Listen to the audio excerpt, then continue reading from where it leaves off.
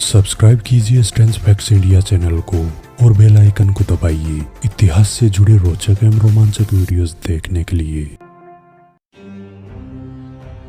उनका नाम इतिहास में वीरता और दृढ़पण के लिए अमर है।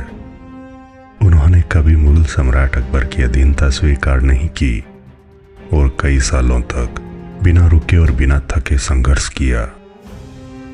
दोस्तों, महाराणा प्रताप के बारे में आज तक आपने बहुत सी जानकारियां पढ़ी और सुनी होगी, लेकिन यकीन मानिए आज हम महाराणा प्रताप के बारे में जो बातें बताएंगे उनमें से बहुत सी बातें आपने पहली बार ही सुनी होगी। महाराणा प्रताप अकबर को न तो बादशाह कहते थे और न उसका नाम लेते थे। वे अकबर को सदैव तुर्क कहा करते थे। महाराणा प्रताप का कद लंबा, आंखें बड़ी, चेहरा भरा हुआ और प्रभावशाली, मूछें बड़ी, छाती चौड़ी, बाहु विशाल और रंग गेहुआ था। पुराने रीति रिवाज के अनुसार वे दाढ़ी नहीं रखते थे। आज भी इन महाराणा की तस्वीर देखकर हर एक आदमी पर रौब छा जाता है। महाराणा प्रताप के लिखे पत्रों पर भाले का चिन्ह अंकित किया जाता था, जिसे हस्ताक्षर के रूप में स्वीकार किया जाता था। महाराणा प्रताप को राणा कीका, पाथड़, पत्ता, हल्दी घाटी का शेर, नीला घोड़ा रो सवार, मेवाड़ केसरी आदि नामों से जाना जाता है। लेकिन महाराणा प्रताप को उस जमाने में राणा प्रताप से भी अधिक राणा कीका नाम से जाना जाता था। फारसी तवारीखों में अबुल फजल और अबुल कादिर बदायूं ने भी इन्हें राणा कीका ही कहा है। यह नाम भीलों ने महाराणा के बचपन में रखा था। कीका का शाब्दिक अर्थ बेटा होता है। उस जमाने के एक चारण कवि के अनुसार महाराणा प्रताप दो तलवारें रखते थे, एक अपने लिए व दूसरी निहत्थे शत्रु के लिए। युद्ध भूमि में चेतक को मुगल हाथियों से भी मुकाबला करना पड़ता था, इसलिए हाथियों को भ्रमित करने के लिए चेतक के मुख पर हाथी की नकली सूंड लगा दिया करते थे। महाराणा प्रताप और अकबर ने पूरे जीवन में कभी एक दूसरे को नहीं देखा था, लेकिन कुछ किस्सों में बताया जाता है कि अकबर ने महाराणा प्रताप को देखा था या उनसे मिला था, पर यह सही नहीं है। महाराणा प्रताप को बड़े पैमाने पर जन सहयोग मिला। मेवाड़ की प्रजा उनका बहुत आदर करती थी। उस समय के लोहार समाज और आज के घड़ोलिया लोहारों का प्रण जग प्रसिद्ध है। कविराज श्यामल दास के अनुसार महाराणा प्रताप बाल विवाह व सती प्रथा के खिलाफ थे।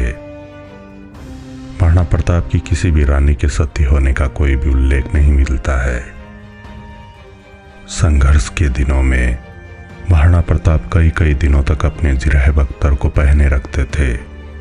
यह जिरह बख्तर आज भी उदयपुर के सिटी पैलेस में रखा हुआ है। महाराणा प्रताप जैनाचार्यों का भी बहुत सम्मान करते थे।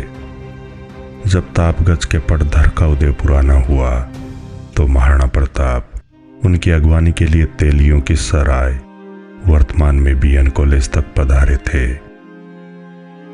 महाराणा प्रताप के बारे में वीर विनोद के लेखक कविराज श्यामल दास लिखते हैं, इन महाराणा का जीवन जिरह बख्तर पहने हुए एक हाथ में तलवार लिए बड़े ही बहादुराना बर्ताव के साथ गुजरा। चावण से मिले साक्ष्यों से पता चलता है कि महाराणा प्रताप वास्तुशास्त्र में भी विश्वास रखते थे।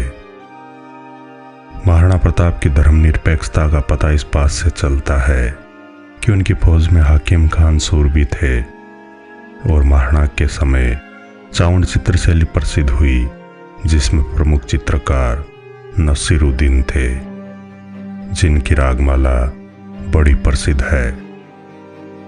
आत्म प्रशंसा में लिखने के नाम पर महाराणा प्रताप ने अपने पास कुछ नहीं रखा, अन्यथा उनके दरबार में भी कोई अबुल फजल और फैजी होता। याद नहीं कि महाराणा ने अपनी प्रशंसा में कोई ग्रंथ लिखवाया हो। उनके जीवन काल में प्रशंसा की कोई पुस्तिका तक नहीं मिलती। हाँ, चक्रपाणि मिश्र ने जरूर एकाध श्लोक महाराणा प्रताप की प्रशंसा में लिखा है, जबकि उनकी प्रशंसा में अकबर के दरबारियों ने बहुत सी जगहों पर लिखा है जिन्हें आज भी पढ़ा जा सकता है। महाराणा प्रताप के समय विद्वान चक्रपाणि मिश्र ने कुछ ग्रंथ लिखे जिनमें विश्ववल्लभ, राज्याभिषेक पद्धति, मुहूर्तमाला, व्यवहार आदर्श मुख्य हैं। अकबर के दरबारी कवि दुर्सा आढ़ा की नज़र में घोर अंधकार से परिपूर्ण अकबर के शासन में जब सब राजा ऊँघने लग गए थे, तब जगत के दाता महाराणा प्रताप पहरे पर जाग रहे थे। राणा प्रताप के प्रणव पराक्रम व पुरुषार्थ पर मुग्ध कवि ने लिखा, अकबर घोर अंधार, ऊँघाना हिंदू अवर, जागे जगदातार, पोहरे राणा प्रताप सी।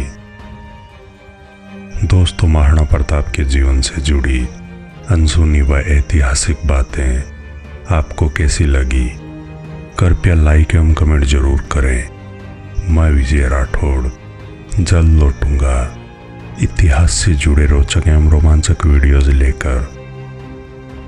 जुड़े रहें हमारे चैनल स्ट्रेंज फैक्ट्स इंडिया के साथ। धन्यवाद।